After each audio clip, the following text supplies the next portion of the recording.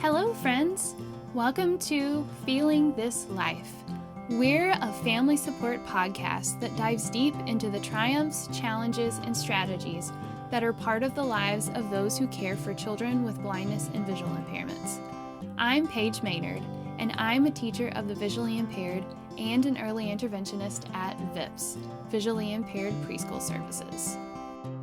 And I'm Dr. Cathy Smith, and I also have been a teacher of students with visual impairment for many years, and now I am the Director of Research at Anchor Center for Blind Children. I am jcastenir, and I am the Family Services Coordinator at VIPS. I am the mother of 3 girls, and my youngest has a visual impairment.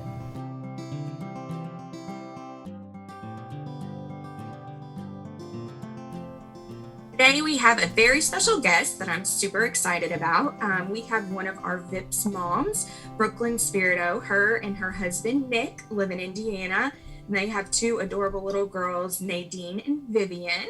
And she is just going to share her story with us today about her everyday life with her sweet girls. So welcome, Brooklyn. I'm so excited you're here.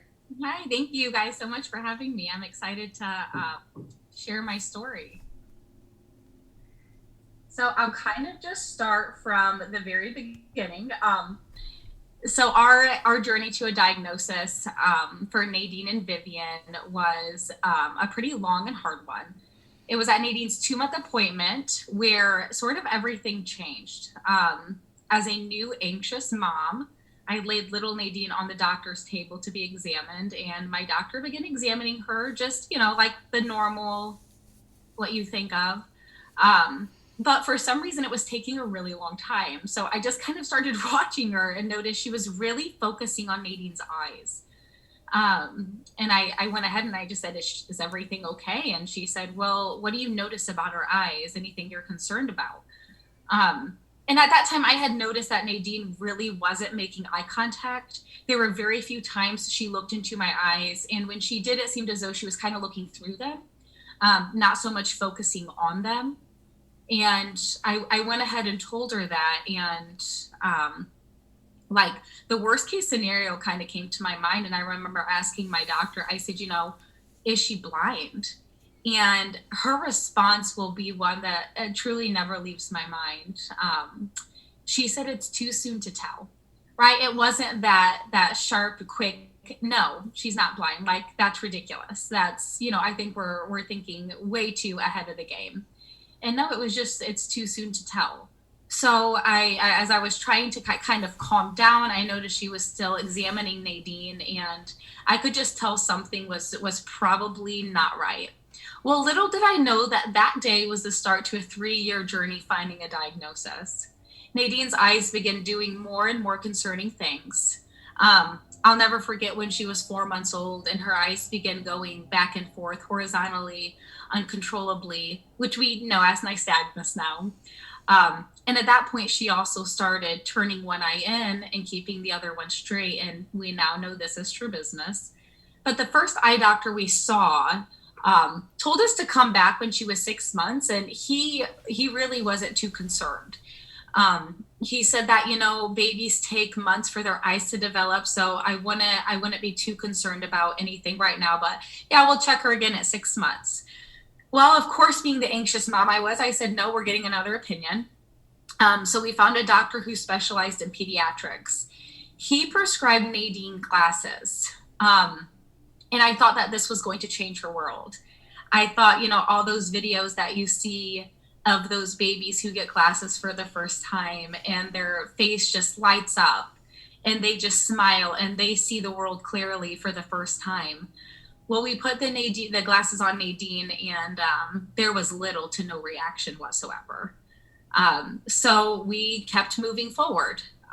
It was then 5 different opinions we got from different eye doctors, multiple times being told it was just nystagmus, it was just strabismus. They're just severely farsighted. And after hours of research, countless drives to Michigan for vision therapy, I finally me and my husband really tried to accept that there was nothing majorly wrong. And maybe we were overreacting, although we did keep asking ourselves why the glasses weren't helping much and why Nadine would easily mistaken objects for other things, why she continuously pressed on her eyes. And at this time, I was 8 months pregnant with Vivian. So we decided to take a step back, trust that there was nothing wrong, even though my gut told us that there was. So it was obvious Nadine had severe vision issues from 2 months on, but it wasn't until Vivian was born with the same eye issues that made us realize that this had to be genetic. So our journey, it started again. We called another well-known pediatric ophthalmologist in Indianapolis, and he saw both Nadine and Vivian. He didn't seem too concerned about the girls and their eye issues. At the end of the appointment, I asked him if there was some sort of genetic testing we could do, considering both girls had the same issues.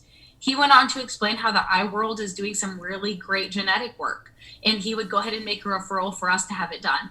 But he was even pretty sure that there was nothing majorly wrong. So as we waited for Riley's in Indianapolis to contact us about genetic testing, I, as you know, an anxious mom, continued to dig online for an answer. And one day I came across a severe form of retinal dystrophy called Leber's congenital amaurosis. So Leber's congenital amaurosis, LCA for short, never have I ever heard of this. And I can't tell you the number of times I have typed their exact symptoms in Google to see what would appear. Never, ever did LCA pop up, not once. As I continued reading more about LCA, I began feeling really sick. I began crying and my heart sank. And I knew that my 2 little girls had this. I knew that they were going blind. The main symptoms of the disease were nystagmus, strabismus, extreme farsightedness, and children pressing on their eyes with the back of their hands. They met all of the criteria. We knew it was LCA, and after a flat ERG and genetic testing, both girls were finally diagnosed with a rare form of retinal dystrophy called Leber's congenital amaurosis due to a CRB1 gene mutation. So we received this diagnosis on August 20th of 2019. Nadine was 3 at the time and Vivian was 1. A CRB1 genetic mutation is rare, and there's only about 300 cases in the US of this genetic mutation. So LCA impacts the cones and the rods. The first thing that kids lose is their night vision and their ability to see detail and color, and eventually they lose it all. It isn't clear the age that this will take place, but we've been told that it can happen quickly or over the course of many years. It tends to vary for each child.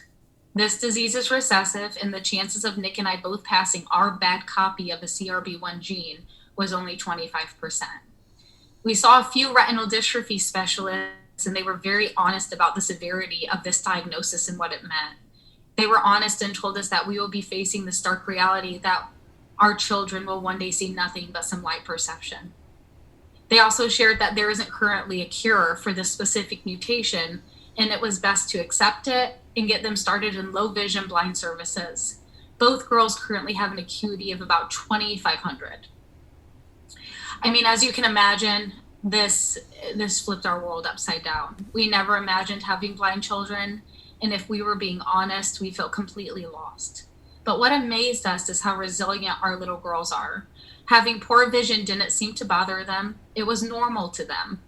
They mostly do everything kids do, just need some assistance. And because we didn't get a diagnosis until Nadine was 3, she was too old to participate in VIPS. But we were thankful that we found out about it and realized that it was something Vivian could participate in. When you're giving this type of diagnosis, it seems as though everyone is so busy feeling sorry for you, and everyone unintentionally makes you feel as though your child is so different from others. I'll never forget my first IEP meeting for Nadine when she started preschool. She was 3 and we had just received the diagnosis. We sat around a circular table. It was me and about 5 teachers and staff members. I was told that I needed to order her a cane and that they would be prepping Nadine for Braille. They talked about how they would do things differently for her. She would get to sit in the front of the classroom, and they explained how it will be great for the other children to look at someone like Nadine and watch how she learns. They explained how I shouldn't worry because I'll be amazed at how the other children step up and help her if she needs it. And they talked about how the playground may be unsafe, and here's what they can do to make it a safe place for her. I knew all of this was good, and I was so thankful that they were taking her condition seriously. But it wasn't easy to hear. It was a reality check. I left and I sat and I cried. It felt as though this diagnosis was only going to set my girls back, and they would live their whole life struggling. Since getting their diagnosis, there have been very few people in our lives who have given us hope about it. But Amy Nichols with VIPS, she was one of them. For the first time, a professional didn't look and tell me about all the things my girls would need help with or how they would be different. She really took on the approach of let's help them thrive instead of let's help them survive. It was an optimistic approach. It was one that was encouraging and full of hope. Every conversation we had with her was authentic and genuine, and she cared so much for the girls without ever meeting them in person. She pointed out how great they were and how smart they are and how she would just constantly give Vivian compliments. She didn't just focus on their diagnosis. She focused on who they were as individuals. Her kindness and knowledge is exactly what we needed during this time in our lives.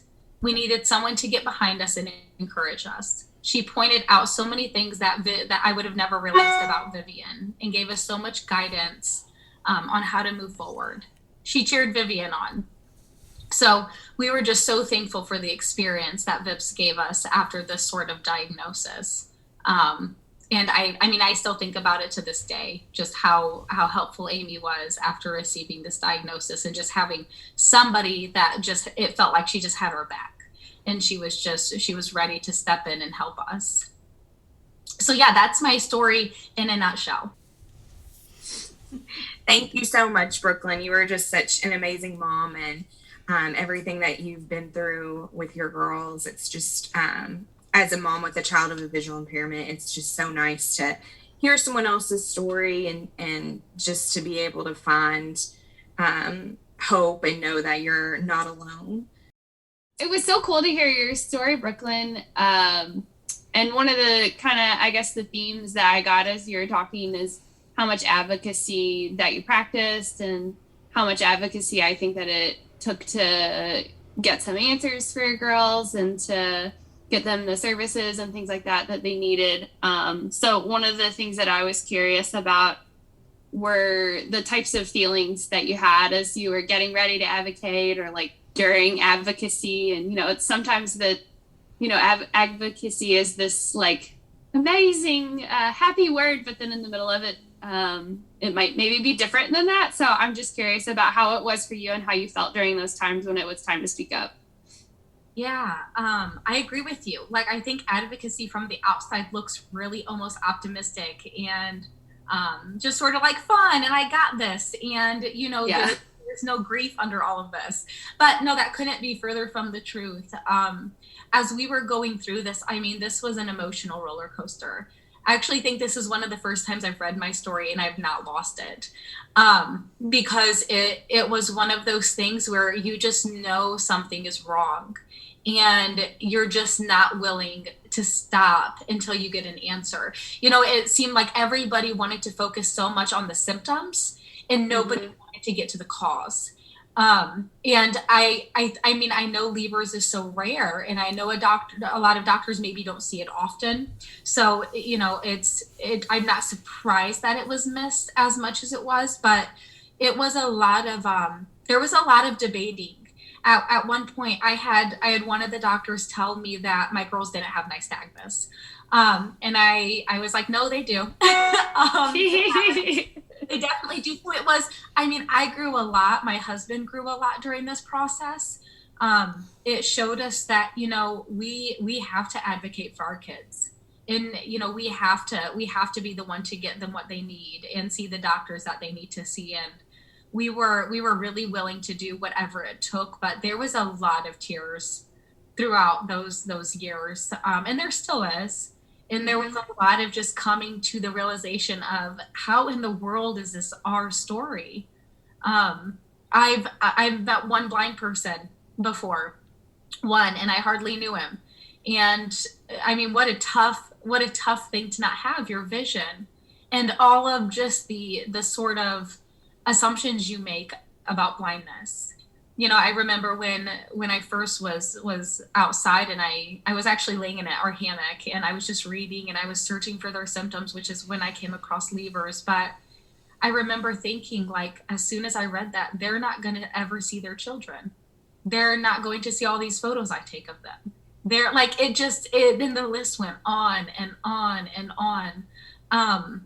And as much as we didn't want that diagnosis, I wanted an answer, because I wanted to know how to move forward. And I was really sick of feeling stagnant and stuck. So no, it was not, I had so many people come up and be like, you're so amazing, and you advocate, and you just seem like you're just taking this thing by the reins. And I'm like, I am falling apart over here. We are just getting by trying to figure this out. No, we were very lost and confused. There was a lot of hard emotions that we dealt with going through this. Yeah, I think I hear you saying that advocacy can be really emotional, and you might look like you're able to say the right things, and you are, able to talk about what's going on, but inside there's kind of this internal kind of coming to terms with what you're actually having to do to get what you need for your kids. So yes, yeah, no, absolutely. I think it's important to note too how she said she had only met one blind person before in her life, because I see that so much in other parents that I meet, and through my work as well. Most people, the first person with a visual impairment they meet is their own child. So on day one, they're just kind of looking for what to do and resources. And I love how you talked about thriving versus surviving, because I think at first you just are, how will I survive? How will we do this? But I think you're just such a good example of working so hard for your kids to thrive. Your little girls are just the most precious, sweet, cute little things running around. They're so smart. And, to get to a point where that's the goal for our kids, either as a teacher or as a parent, that it's not about survival. We want them to thrive and we want them to succeed. Yeah, when after getting that diagnosis and kind of just researching kids with this and hearing just tragic stories of these blind children, and how years ago they used to have to go to a blind school and they were kind of separated from their peers, and how many things have changed. And I came across just some stories about parents who really decided to take this and not see it as a negative thing. And then Amy coming into our lives, and just things that she would say, she would be so excited about Braille. She'd be so excited about all of these things that Nadine and Vivian were going to learn. And it was going to be great. And they were going to be able to read. And they were going to get by. We were going to figure it out. And they were going to do wonderful.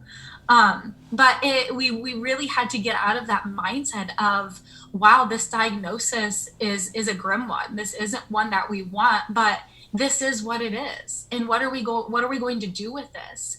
It's easy for me to say I could sit and cry about it for days, for months after receiving this diagnosis and just wanting to hide from the world. But I knew that wasn't healthy for them. Getting this diagnosis was so much harder on my husband and I than it was the girls, right? They had no idea. Nothing changed for them, but all of our sort of goals for them for their future changed. And I thought we need to change our perception on this a little bit. Just because these are things that we want them to do and these are goals we want them to reach, they are capable of so many other things. For instance, Nadine, she plays the violin, and she's 5 and she's already picking it up and she's doing it wonderfully. And Vivian does flips everywhere, and I got to get her in some sort of gymnastics. But it just, they're capable of doing things, vision or no vision. It doesn't change who these kids are. I think you kind of have a very unique situation where you have one child that you didn't participate in early intervention and one now that you are. And I wonder if there's anything that you would say to parents who are out there listening about how your experience is different? Well, I think one of the things that I am so thankful for is that Nadine is, I mean, she's just, her comprehension is really, really kind of beyond her years. So I feel so lucky in that she picks up on things so quickly, because I think she'd be so much more behind than even where Vivian is with certain things. Because Vivian had much more of that early intervention and how important that is to get your kid started in it. And I just want to say, I get that you want to run from those things. Like, none of us want, or, you know, to admit that our 1-year-old is going to need help, Right. that there could be something wrong visually, but just getting them that help is only going to benefit. And it's hard to work through those feelings sometimes of, I mean, even with the IEP, right? I'm like, I don't want to be here. I don't want to be listening to this. I don't want to accept that this is our reality. But at the end of the day, it helps our kids. So I have to be here and I have to work through these feelings. But that early stuff for Vivian was so helpful, because Amy was able to say, but Brooklyn, she's doing this because of this. Do you see how she just did that? And I'd be like, oh my word. Yeah. Like, that makes sense. Like, why she did that with her vision. That makes sense why, how she sees things, how she explores things. And she would just pick up on all these little things that Vivian did that were so smart and so great that I would just overlook all of the time. So I started using all these things Amy would pick up on, and I would then talk about them with Vivian, and I would also encourage her with those things. And yeah, Nadine didn't have that, but I'm thankful Nadine is so smart that she was able to just kind of pick right up. She was able to just kind of to get right where she needed to be. I mean, she's at, I think, the middle of first grade level, like reading level. So, and she's in kindergarten. So she just, I was very thankful that Nadine was able to kind of get caught up to speed fairly quickly.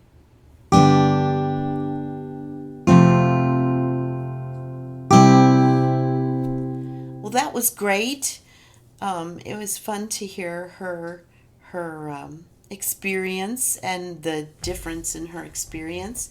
I wanted to bring up that I was really struck by the fact that Brooklyn said that the doctors told her that they wouldn't be able to tell anything until her babies were 6 months. And I just wanted to bring up that we're doing some in Denver at the Rocky Mountain Hospital for Children. We're collaborating with the NICU there, and we're actually using a vision screening called the NAVIG, which you can do a vision screening on a baby under 40 weeks old, so before they're even term.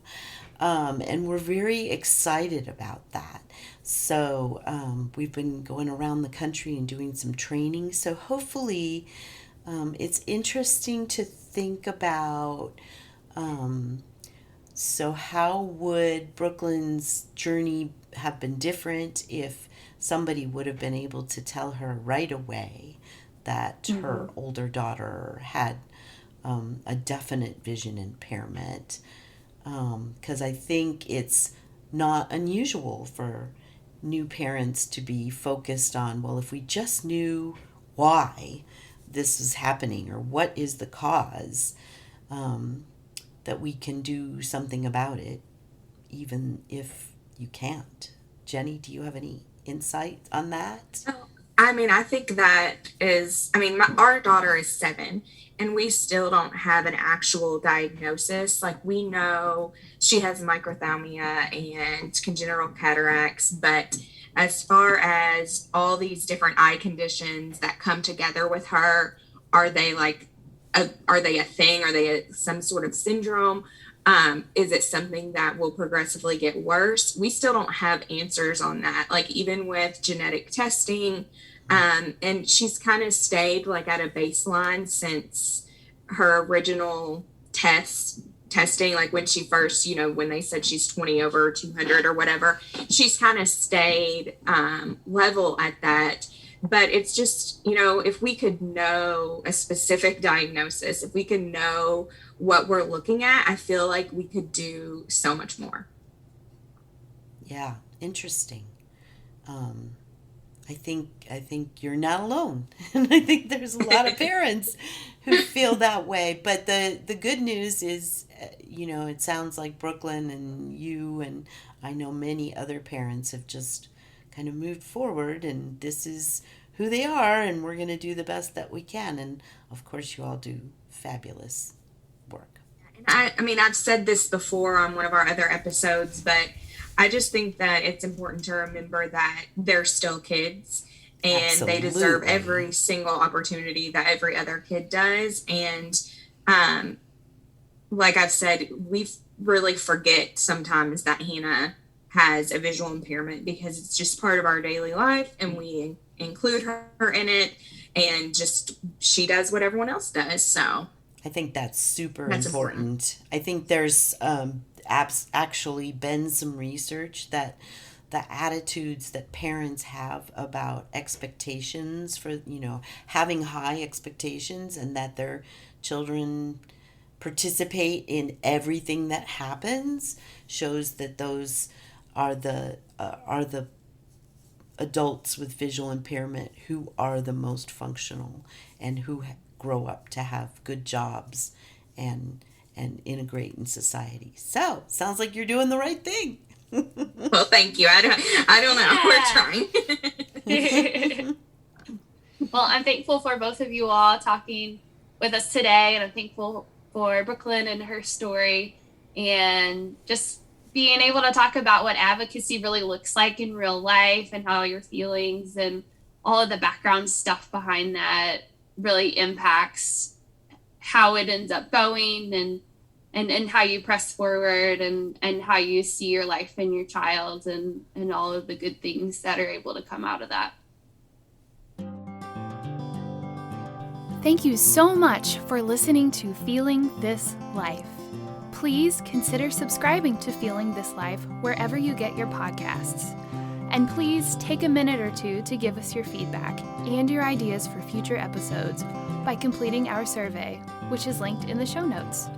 There, you'll also find ways to get in contact with us, and you'll find resources related to today's episode. If you'd like to support us in making more episodes of Feeling This Life, look for the donation link in the show notes. Please join us again next time for another episode of Feeling This Life.